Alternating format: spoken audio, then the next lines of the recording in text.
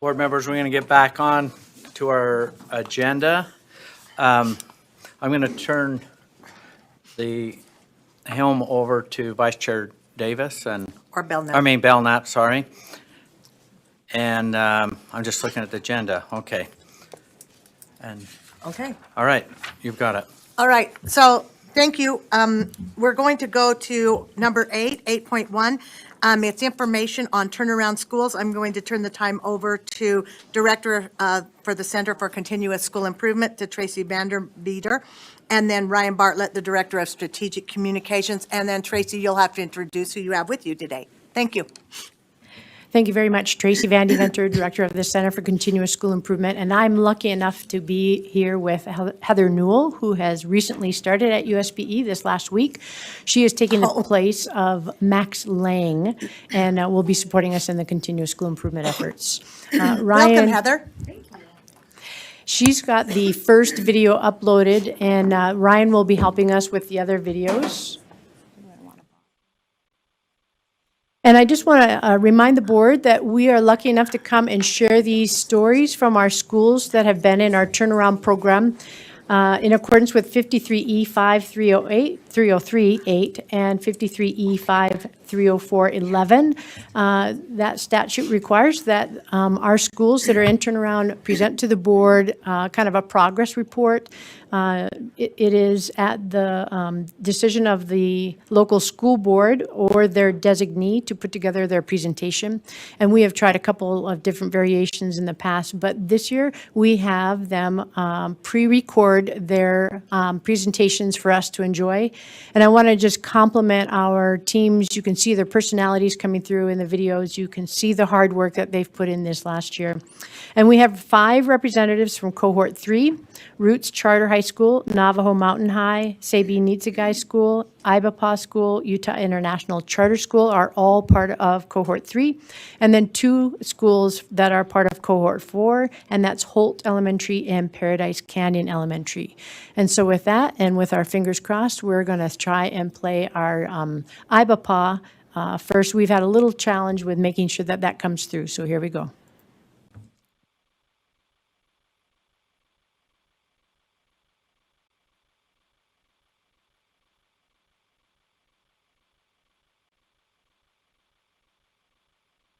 Thank you for your patience.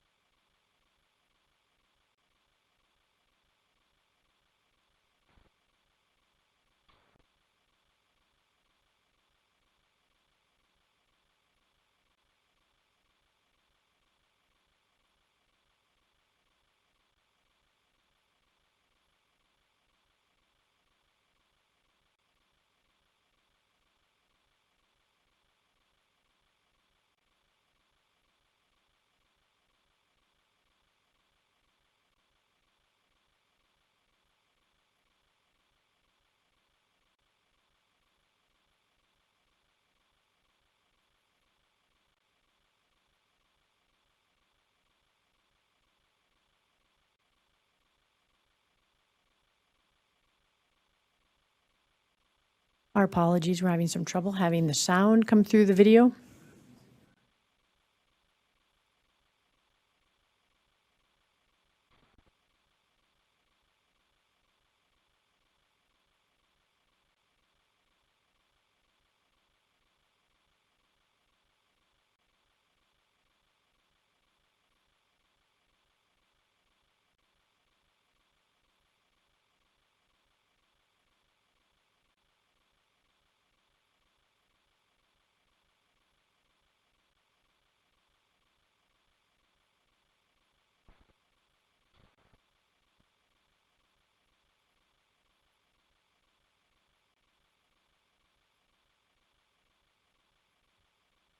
For those online, we are still online. We're just working on a technical issue here. Mark, did you have something? Yeah, I was just going to, if I had one of my grandchildren here, I don't know how they do it, but they can make anything get on any screen. It doesn't No, help, it Carol. doesn't. And the kids don't panic at all. It's just like, And oh, try did- something out. And did you notice the youth that had they had some things they wanted to share? There wasn't one piece of paper. No. Everything was quickly accessible On their phone, on their device with them. because they can still see well too. It's like, I think we're getting close. Jerry, we could move on to a different item if that would help, or what are your thoughts here? I can go tomorrow. Okay.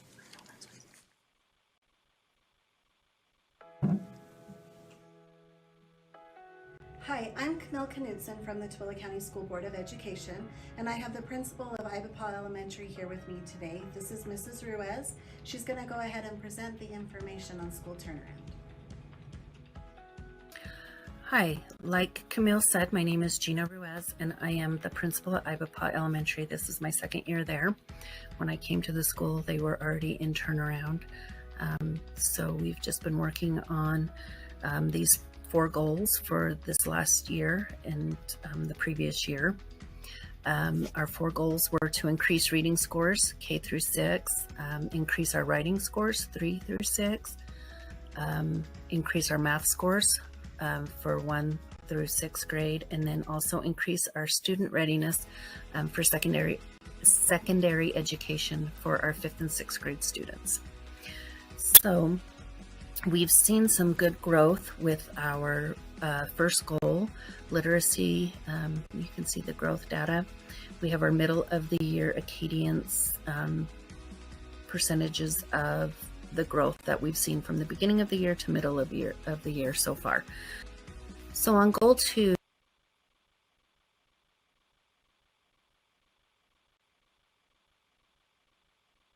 Everyone did hear it talking, right? That just wasn't in my head? Okay. starting to implement what is called RACE, and it is a writing rubric that our district is using. Our Grantsville area has seen a lot of success with this, and the elementaries, junior highs, and high schools are using it.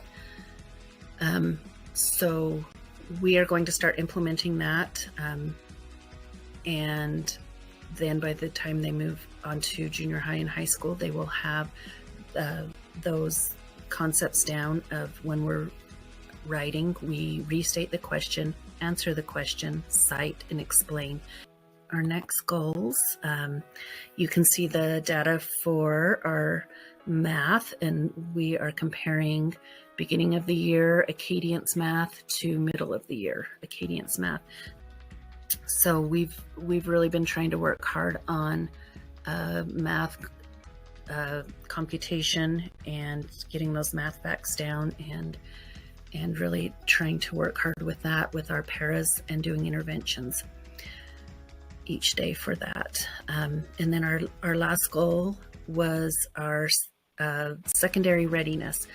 So we've really been pushing having that college and career readiness ingrained into our students.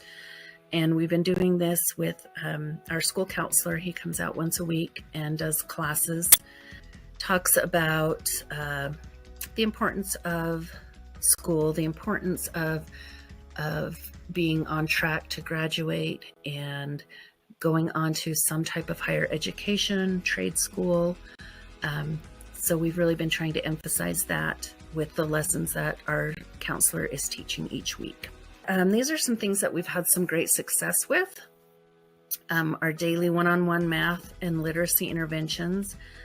We do a weekly analysis of our student data, and then that drives our interventions.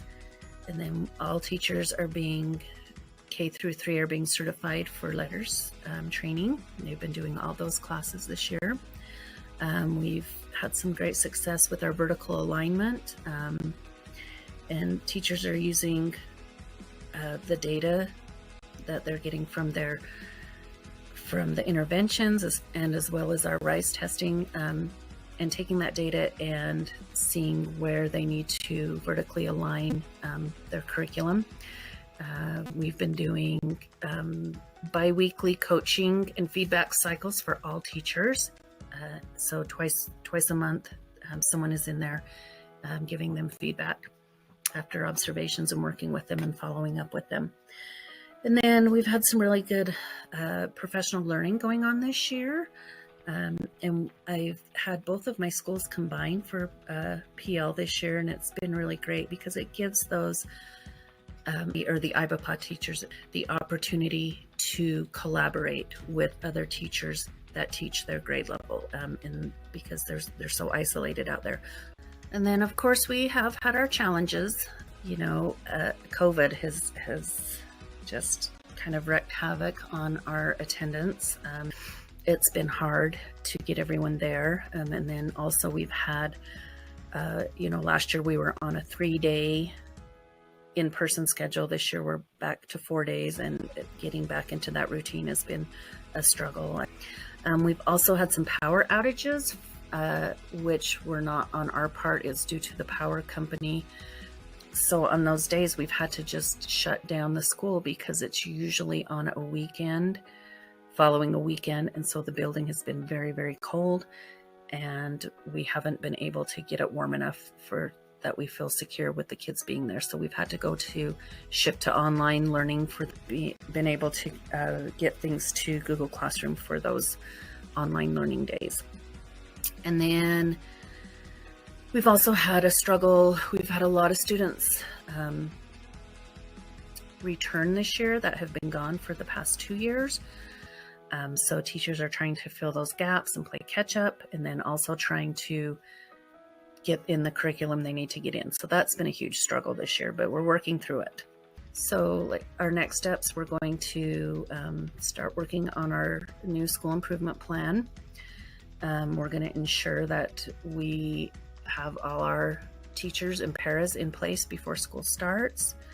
We're going to work on changing up some leadership roles for the next year amongst faculty and staff. And we're just going to continue our process and structures for analyzing our student data. We've got that down really well. And then we're just going to keep adjusting programs as we see necessary, and make sure that we've got the resources that we need to make sure that our students are successful. Thank you for your time. I appreciate it.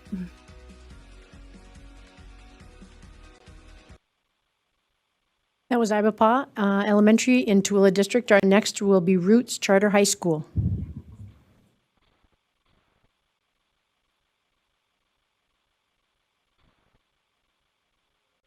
Welcome to Roots Charter High School. We're excited to talk to you today about the progress we've made as we've been in turnaround. My name is Tyler Bastian, and I've been asked by Dan Caffey, Board Chair, to present today. I'm going to start out by giving a little bit of background about Roots Charter High School. Roots Charter High School was founded in 2015 and was chartered to focus on students who are at risk of not graduating. We located the school in the Chesterfield neighborhood of West Valley because we had access to farmland, close proximity to tracks, and a high level of students living in this area come from risky environments. Beginning in year 1 of turnaround, Roots Charter High School developed 4 main priorities. First priority, develop clear vision for the school's direction and meaningfully engage the school community to support it. Priority 2, professional learning is differentiated based on the needs of instructional staff. Priority 3, teachers assess students' progress frequently using a variety of assessments that are aligned with Utah Common Core. And priority 4, maintain high standards and expectations for teachers and staff. Let's get started. Priority 1, school vision. This is and will continue to be the most important focus of Roots Charter High School. One of the things we dealt with most in the beginning was a high level of depression. From 2015 to 2018, Roots dealt with 18 suicide attempts. In 2019, we introduced our 243 program. Since our 243 program conception, we've only had 3 suicide attempts. Roots has maintained a high level of retention of our students. This is imperative when you work with the students we work with who have had multiple schools throughout their schooling. In 2021, Roots Charter High School had a 97% retention rate. The importance of this is we believe and we've shown that retention equals success. Back then, when I was going to a different school, I would get home all like stressed, all angry and stuff. Now that I came to Roots, I'm more relaxed, I'm more focused on school, I'm never stressed as much no more. This young lady had 3.5 credits when she came to Roots. Tell you. She now has 14. What? I got what? At the beginning of her senior What? year, she has 14. Period! Priority 2. Professional learning is differentiated based on the needs of instructional staff.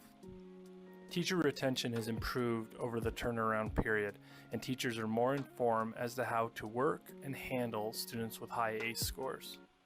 Roots has seen a 20% decrease in in-school suspension as we have trained and implemented starters in every class, as well as drawn core aligned I CAN statements. Priority 3, assessment of student progress. All students were tested for reading levels at the beginning of the 2019-2020 school year. The majority of our students read at or below a 5th grade reading level. Having this information has helped all teachers better differentiate instruction and assignments to help with understanding. Okay, you ready? Are you ready? You had 1.5 credits when you started at Roots. Yeah. You earned 20.25 in the last, year and a half. Our focus throughout turnaround has been to increase ELA abilities, confidence, and outcomes. We feel that increasing our students' ELA abilities will translate to better work-life outcomes and increased confidence. Our English language arts scores on Aspire Plus have increased each year, from 10% at the beginning of turnaround to 26.5% proficient. Priority 4, high teacher and student expectations. School leadership has taken deliberate steps to create opportunities that build connection with one another as colleagues, made efforts to boost morale, and establish self-care routines. Roots has established mental health days for staff and allowed for free discussion of successes and difficulties in the classroom. We have reduced our in-school suspension rate by 20%, and we have moved much of the behavior mitigation into the classroom as we have increased classroom engagement and bell-to-bell purposed instruction. In closing, I'd like to talk a little bit about some of the implementation challenges that we've experienced. Roots is still experiencing challenges from the pandemic and from the loss of learning. New students seem to be following the same trends and having low reading levels. Each month we seem to be having an increase in home life obstacles, high levels of homelessness, and difficulties financially and emotionally in the home. Our students continue to experience high adverse childhood experiences. Many of our students lack coping skills, and many of our students have low levels of safety outside of Roots. All of these things combined make it difficult for us to understand exactly how to help them and engage them in the classroom setting.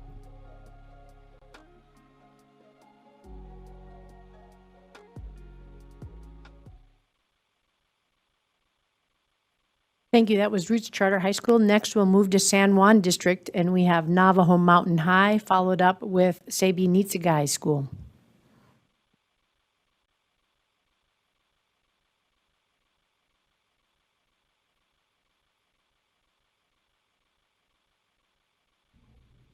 Yate, my name is Christy Fitzgerald. I'm the Assistant Superintendent of Schools and work directly with Navajo Mountain High School.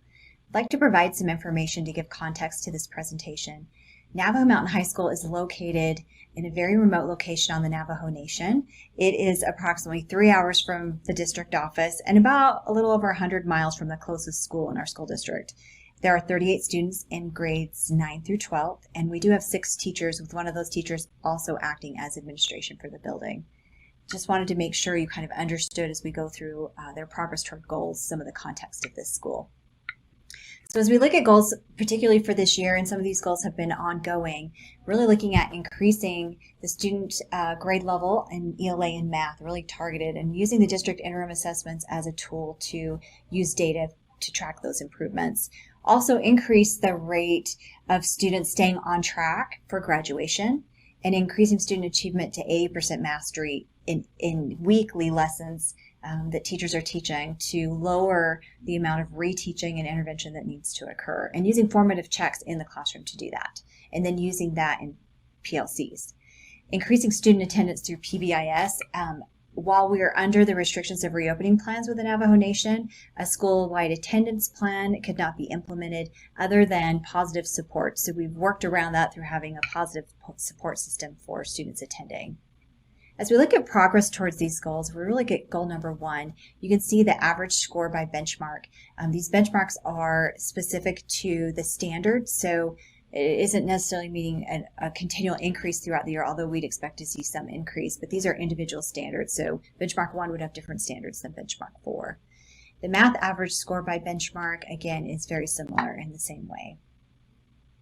If we look at goal number 2, on-track course credit, students staying on track, you can see that our 12th graders on track for graduation were at 100% and have been able to fill those gaps.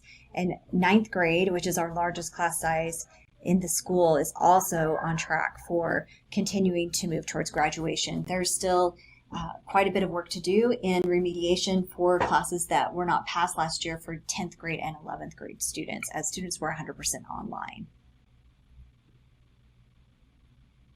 In looking at formative assessments and progress towards meeting mastery each week, teachers have received additional professional learning, collaboration in PLC, and really opportunities to share what's been working in their classrooms as far as formative assessment, and that continues to be a focus.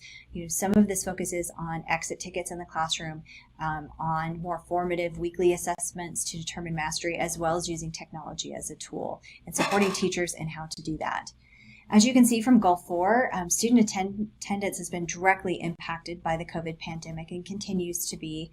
And part of this is because of the loss and spread of COVID throughout the Navajo Nation. And so when Omicron hit in January, it greatly impacted student enrollment. Many students and families determined to keep their student home, which teachers continued to work with them in various modalities depending on the individual needs of families, whether that was through Canvas, phone calls, one-on-one support, and now students are coming back. So we would expect our attendance to continue to go up and continue to provide positive incentives for students to return to school.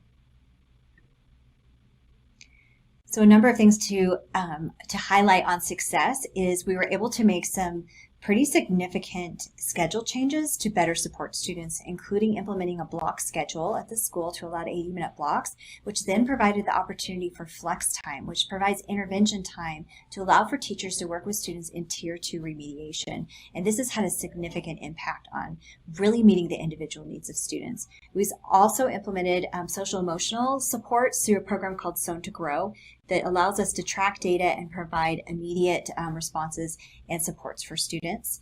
And then also consistently engaging in really classroom observations and feedback, both with administration and with support from consultants. And then engaging the faculty again in supporting DOK, deeper levels of questioning in the classroom, and deeper rigor for students to progress towards mastery. Some of the challenges we continue to face is really, really ensuring completion of credit recovery.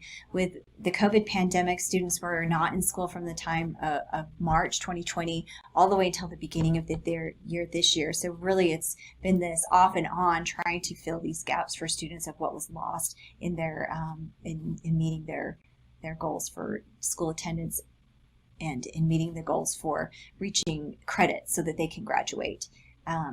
And really looking at next steps, beginning to draft the new school improvement plan for next year based upon the data and sustaining the growth that the school has already made, and ensuring that we can fully staff all positions. We have had multiple positions for paraprofessionals open with funding and have not been able to fill those positions because of the remote nature of the school and the lack of qualified personnel to come in and help in the schools, as well as the panic from the COVID pandemic. We'll continue to work towards these goals and supporting academic lab and interventions for social emotional learning, and continuing to support through Canvas to meet the individual needs of students. Thank you for your time, and a hat. And we'll move to the second San Juan School District school, which is Say Beneath the Sky. Say that slowly so we can all get it. I don't know that I'm doing it right. But I will get back to you. I believe Sebi needs this guy. Needs this guy. Patty has it. She'll be up in just a From minute. Monument Valley, Utah. My name is Christy Fitzgerald. I'm the Assistant Superintendent of Schools and support Sabinita Sky Elementary School in their journey through school turnaround. And looking at the 4 priority areas, specific goals for this year included redesigning data analysis systems, including improving teacher collaboration as longitudinal data was used to support student achievement. Also, targeting and differentiating professional learning and providing a variety of modalities for teachers to improve their instruction based upon the core standards.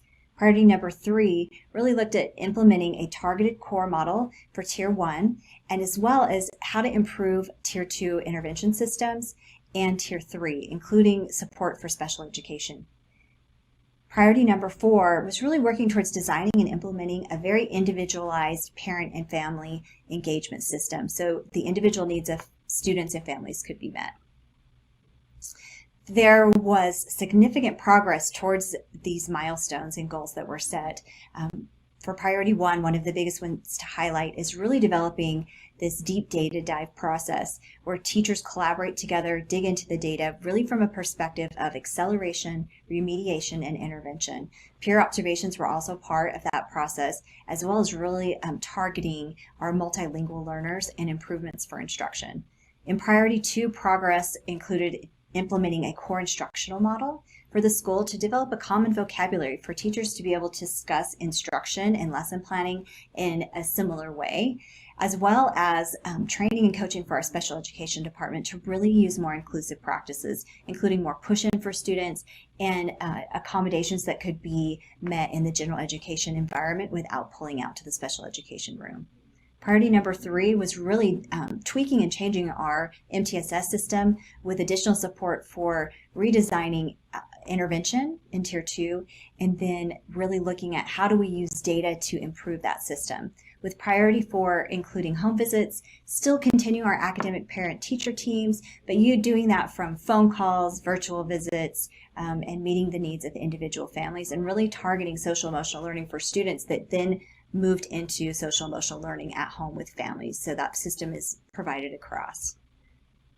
So some of our successes, so the biggest success we're celebrating is students being able to return to in-person learning for the first time since the pandemic began. We also had a high rate of teacher retention. The LAN project continued as implementing how we're able to share the school internet with individual homes, including, you can see in the picture, part of that process was working with Hearts of America and helping get solar panels for some of our families who could then have internet once they had electricity. We also continued to develop our Heritage Language program, especially student leadership opportunities for students. And really, we've had significant growth.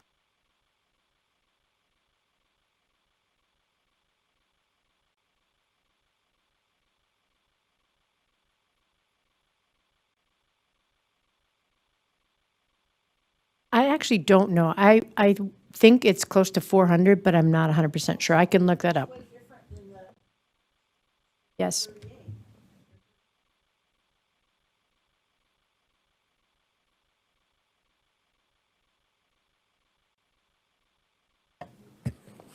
Tracy, would it be feasible to maybe hit the high points on their success and their issues as well? If you could work from there, that would help. Then we can continue. Absolutely. I know that similar to the other school in San Juan School District, they've been focusing on refining their teaching practices in the classroom and highlighting teacher clarity, also increase in their teacher retention. And I think that they're very excited about the work that they've been doing with their APPT and pulling in their community and their family and having that become a big part of their school. And as she started off by saying, one of the biggest successes is just getting back to face-to-face learning. Very hard, and as they've mentioned, the lack of connectivity on the internet, although there have been big gains in that area, still was a struggle, and I think everyone's relieved to have them back face-to-face. I just want to piggyback on that. It's been very interesting because there's been a lot of money to make towers and things. The problem being is it goes from this tower to over here, and then it can't get to this Hogan. It can't bounce that many times. So they have a really interesting display on that. Okay, sorry, go ahead. Well, and in addition to that, making sure that every receiving household has the power. That's correct. So we've got both that have been needed, I guess. The work has had to be created on both ends so that we have the. Could be changed.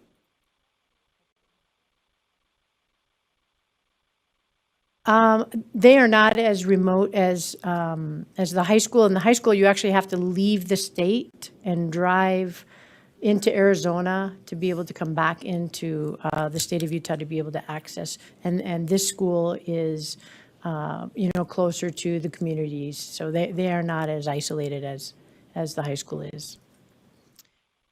And if it's okay, we'll go ahead and move to the next one that's in our cohort 3. This is our last cohort 3 school, and that's Utah International Charter School.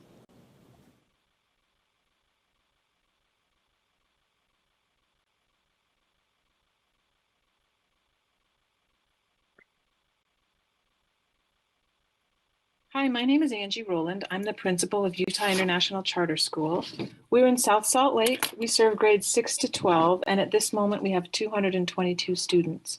The school was founded in 2013 and is chartered by Granite School District. Because of our mission, which is to serve English learners, nearly all of our students are refugees.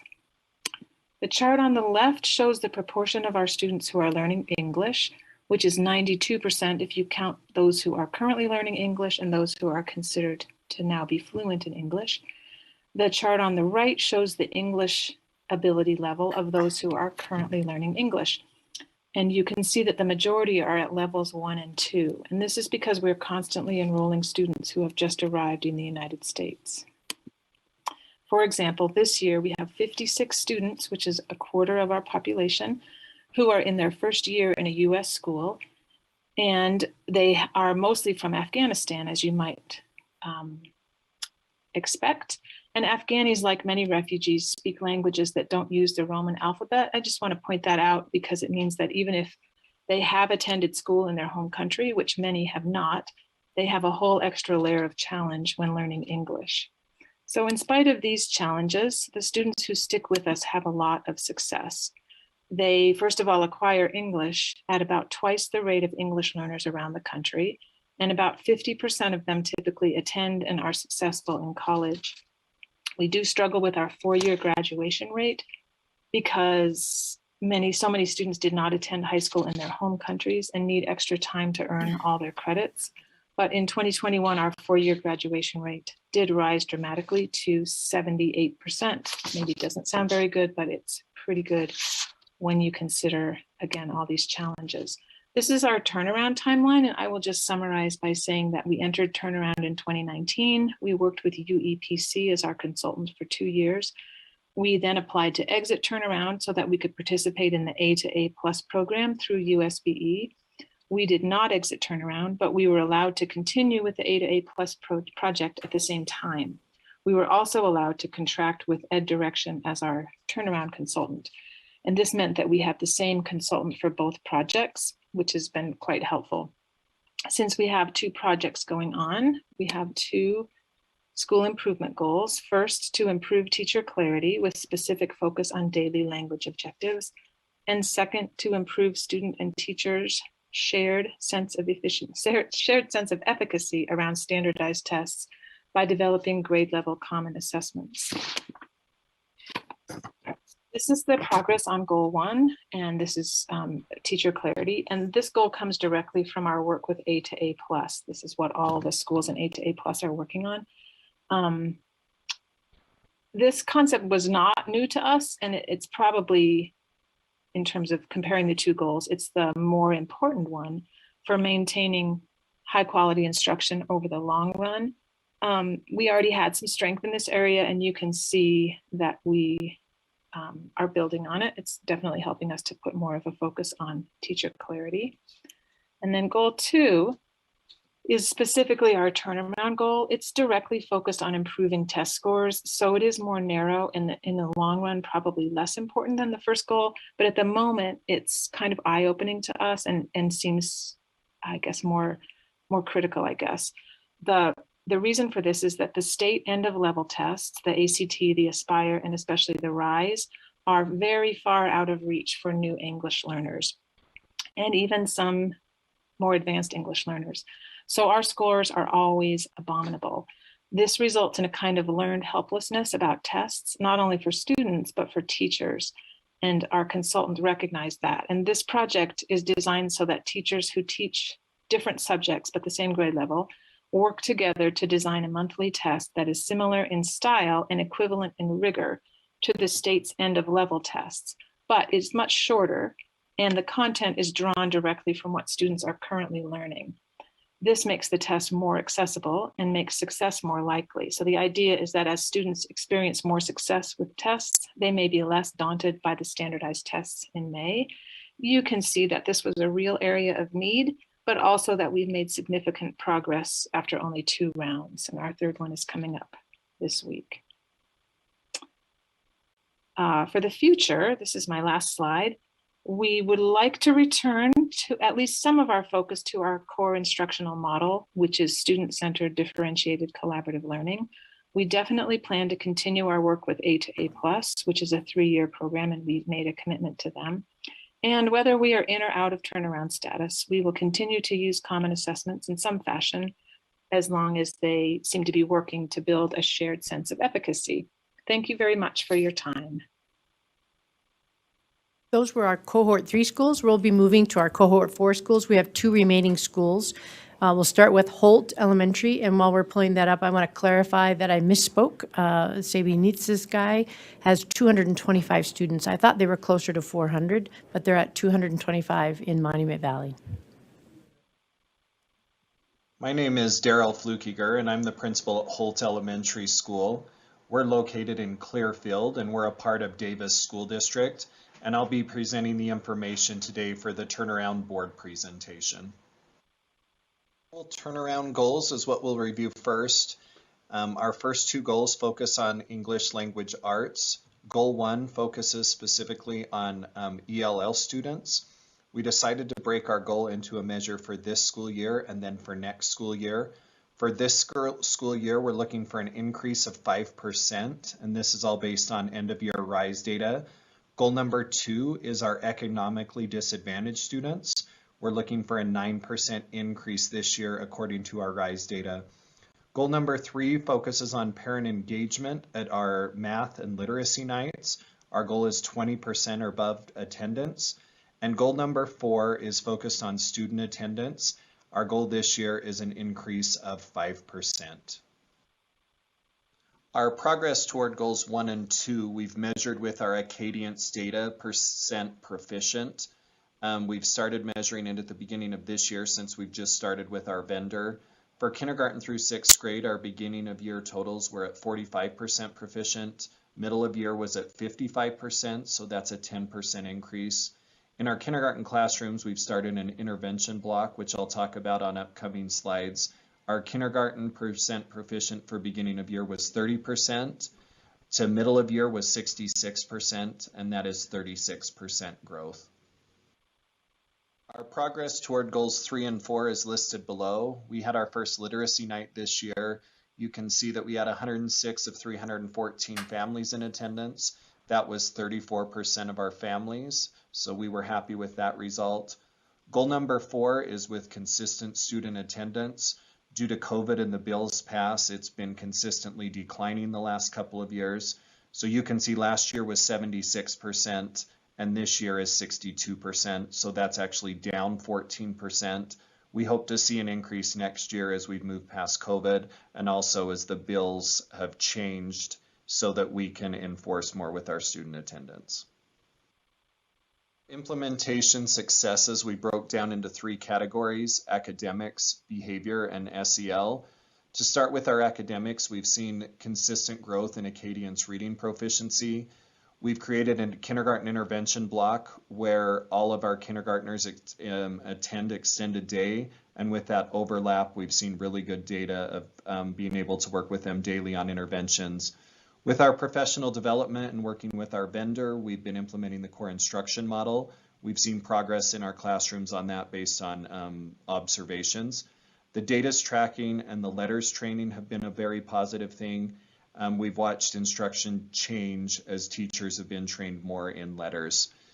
In the behavior area, we've implemented a school-wide CHAMPS. We know that our behaviors and our classroom management needs to look good in order for us to focus on academics. And with that, we've implemented school-wide PBIS and school-wide common expectations. In the area of SEL, we've had awesome teacher retention the last couple of years. I would say our biggest strength is our teacher reflection and willingness. That goes a long way and has created an excellent culture at Holt. We've also had school-wide morning meetings that each student in every classroom is participating in each morning to build cohesiveness in the classroom. Some of our implementation challenges are listed here. Our first one would be COVID. That's affected our student attendance and some of the learning gaps due to missed time in classrooms. The second thing is just teachers feeling overwhelmed due to turnaround, COVID, letters, training, so many additional things placed on teachers' plates. That's something we've dealt with, especially this year. The final thing, I would say this is our biggest implementation challenge. Based on COVID, we started turnaround a year late with our funding. We've had a very positive view of turnaround at Holt. Our teachers have embraced it. We've had an upward trajectory that we've been seeing this year. We have a coaching model implemented, and I feel to sustain this and maximize it, a third year of funding would make the difference. That's something I would ask the board to consider as a takeaway from our presentation here today. Our next steps at Holt include things that we've just been doing with a continuation into next year. This includes our professional development and strengthening our Tier 1 instruction, data tracking and strengthening Tier 2 instruction, a continuation with our implementation of classroom management strategies with CHAMPS and our PBIS school-wide model, and finally, a continuation of our parent nights and our parent involvement. I appreciate the board taking the time to listen to our presentation today and the support that you've provided throughout our turnaround process at Holt Elementary. Thank you. And our last school from our cohort 4 is Paradise Canyon Elementary down in Washington School District. Thank you for your time. My name is Becky Dunn, and I'm a board member in Washington County School District, and I will be presenting on Paradise Canyon Elementary's turnaround plan. I'd like to begin by reviewing the turnaround plan goals. Goal number 1 focuses on Acadian's reading and BAS, which is a comprehension measure that our school district uses. So for the goal, we are planning to have 75% of all students at Paradise Canyon Elementary make typical or above growth on Acadian's measures by the end of the year. On goal number 2, it focuses on Acadian's math. We anticipate seeing an increase of at least 10% from beginning of year to middle of the year, and an additional 10% growth from middle of the year to end of the year. Goal number 3 focuses on behavior, and we anticipate 75% of the student population will not have citations or think times for the year. Goal number 4 is 100% of our students in grades 3 through 5 will take monthly RISE modules and increase their score for each subject by 2% each month. Progress on goal number 1, Acadian's reading. If you notice the kindergarten numbers for beginning of year to middle of the year, they see a significant increase. It's about 30% an increase. And we attribute a lot of that to the full day kindergarten program that we have. And we also see growth in our BAS for grades 2 through 5. Next, our Acadian's math. Again, kindergarten stands out. It sees a we see a large increase from beginning to middle of the year. And again, that is due to the full day kindergarten program that we implemented this year. Goal number 3, behavioral. It relates to our think times and citations. And we were able to hire a new SEL teacher starting in January, and we have seen significant progress with her at our school. So if you notice the January and February numbers, January is in green and February is in light gray. They're at the end of each of those bars. And the February numbers were half of what the number of think times were in January. So to see that decrease was incredible. Our student citations, 2nd and 3rd grade had no citations for the month of January or February. 1st, 4th, and 5th grades had 0 citations for the month of February. So our SEL teacher, we are seeing significant success with her in our school. Progress on goal number 4, RISE modules. At the beginning of the year, we focused a lot on scaffolding and helping students, and we're seeing steady growth in these areas as well. So some of our successes, we're seeing consistent growth in literacy. Grade level teams are meeting monthly to regroup students using progress monitoring. We have had sustained high growth in our math. Our think times and citations are consistently documented by teachers, and we're seeing a decrease in citations overall. Our new SEL teacher's been working with small groups of students to build relationships and support students who are struggling. 100% of our teachers are administering RISE modules, and scores are steadily increasing month after month. We are facing some challenges. Our number 1 challenge is staffing. Staffing to support the implementation of our school improvement plan and various initiatives has been our largest challenge and overarching theme to date. Our second challenge is teachers have been providing scaffolded instruction since the start of the school year, resulting in students struggling to work independently. Gradual release has been an area of focus to ensure students are gaining more responsibility to work independently on rigorous content. So our next steps of focus are to continue supporting our reading goal and interventions along with strengthening our Tier 1 instruction during professional learning. Analyze data collected from our new math intervention program and progress monitoring to ensure students are on an upward trajectory. Continue to document and monitor think times and citations school-wide, leveraging our SEL support assistant to identify areas of need. Kick off end-of-year RISE testing with daily intervention boot camp focused on RISE strategies and tools. I'd like to thank you for your time. Thank you so much for taking time to hear the stories of the schools who have not been shrinking away and hiding from the work that needs to be done just because there's a pandemic and there's all these other challenges. And in fact, they've stepped right into the middle of it, and they've continued to do what's right and to fight to make sure that they're providing the best services that they can for their students. And if you have any opportunity to go and visit one of these schools, I know that they would love to show you all the ways that they've been doing some amazing work, introduce you to their students, and have you see firsthand some of the great things taking place. So that concludes our presentation of our 7 schools that have been in turnaround. Thank you so much. I appreciate that. Jenny, did you have a question? Yeah, I just had maybe a little bit of a comment, but I do have a question. Holt Elementary, do they have a lot of transitory, do you know, students, just where they're by the Hill Air Force Base? I just wondered if they have kids coming in, and do you know what I mean, if that contributes to some of their consistency or whatever? And maybe you don't know, but I don't have the exact information for Holt. I was at Crestview myself, Crestview Elementary for a while, and we did experience that because of families coming in and out. Yeah.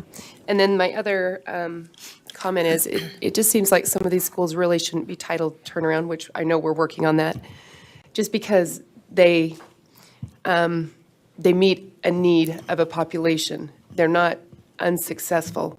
And so it feels really weird to be calling them something that they're not. And they are satisfying the needs of certain clientele, so to speak, or students, certain students and families, and it just seems like we're doing a disservice to them in some ways. Giving the supports is the service, but the title or the idea to try to get out of turnaround when really they have the needs, we're meeting the needs, and it's successful. That's, anyways.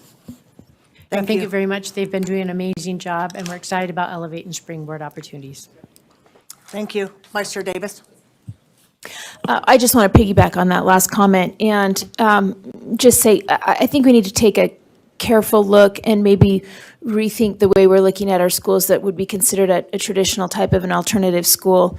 And everyone can't jump into that category and say, we're an alternative, no. Maybe if your entry GPA average is 1.0, or you have so many percentage of credits attempted, and you are really catering to a clientele, because what's happening is that students aren't being accepted into some of our schools of this nature because they're trying to get out of turnaround, and that just defeats the whole purpose. So I would just make a public request that we revisit a little bit and look at some of the criteria and maybe see if in the future there are some things we can do to adjust there. Thank you. Board Member Straight? Thank you. I noticed on the one presentation, they mentioned an increase in ACE kids, which is adverse childhood experiences. I've heard anecdotally that there's been a surge throughout the schools. Do we have any data on that, or is that just we don't know? I don't know that data, but I have heard the same from our safe and healthy schools, as well as our prevention team, that they've been looking at protective factors to try and compensate for some of the additional challenges that, students have been experiencing. I'm so sorry, I don't have that data right here, but we can gather that for you and bring it to you. Okay, thank you. Thank you. Thank you, Tracy, Heather, and Ryan. We appreciate it. Thank you so much.